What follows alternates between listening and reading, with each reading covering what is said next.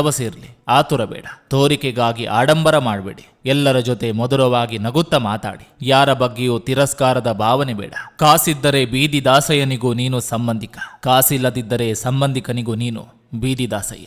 ಪ್ರಪಂಚದಲ್ಲಿರುವ ಎಲ್ಲ ವಸ್ತುಗಳು ಕೂಡ ಬೆಲೆ ಬಾಳುವಂತದೆ. ಆದರೆ ಅವುಗಳ ಬೆಲೆ ತಿಳಿಯುವುದು ಅವು ನಮಗೆ ಸಿಗುವ ಮುನ್ನ ಮತ್ತು ಅದನ್ನು ಕಳೆದುಕೊಂಡ ನಂತರ.